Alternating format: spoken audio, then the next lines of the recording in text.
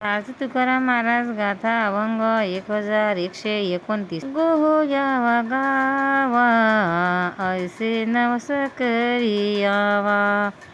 गोहोयावा गावा ऐसे नवस करियावा. कैसे पुण्यतिये गाठी रतवेची लोभासाठी. कैचे पुण्य तिथे गाठी रथवेची लोभासाठी. वाढावे संतान गृही व्हावे धन धान्य. वाढावे संतान गृही व्हावे धन धान्य. मागे गारगोटी परिसाची साठो वाटी.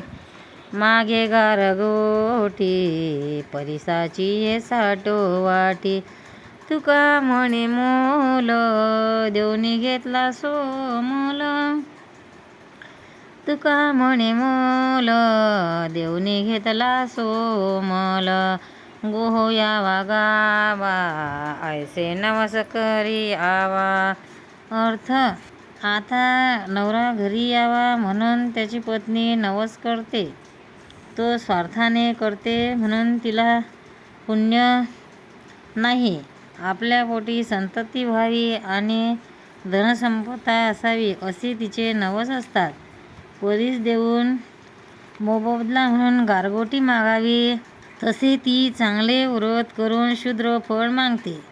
सोमल नावाचे विष खूप पैसे खर्च करून विकत घ्यावे आणि ते खाऊन मरावे तसे हे होते. म्हणजे सकाम बुद्धीने केलेले धर्मकर्म अशा रीतीने व्यर्थ जाते.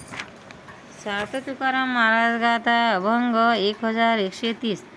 जेथे कीर्तना करावे तेथे अन्न न सेवावे. जिथे कीर्तना करावे तिथे अन्न न सेवावे. भूक लावू नये भाडा माळ घालू नये गळा. भूक लावू नये भाडा माळ घालू नये गळा. तटारू शवाशी दाना तृण मागू नये जाणा. तटारू शवाशी दाना तृण मागू नये जाणा. तुका म्हणे द्रव्य घेती देती तेही नरका जाती. तुका म्हणे द्रव्य घेती देती तेही नरका जाती. जेथे कीर्तन करावे तेथे अन्न न सेवावे. अर्थ, ज्या ठिकाणी कीर्तन करावे त्या ठिकाणचे अन्नही खाऊ नये. तेथे घोड्यात तुळशींच्या माळा घालू नये. तेथला भुका लावू नये. त्या ठिकाणी घोड्याला चंदी वगैरे मागू नये. आपले कोणतेच स्वार्थ तेथे मिळू नयेत. महाराज म्हणतात, कीर्तन जे द्रव्य घेतात आणि जे कीर्तन करायला द्रव्य देतात ते दोघेही नरकात जातात असे समजावे. लाईक करा, शेअर करा, सबस्क्राईब करा. जय हरी विठ्ठल. पंढरीनाथ महाराज की जय.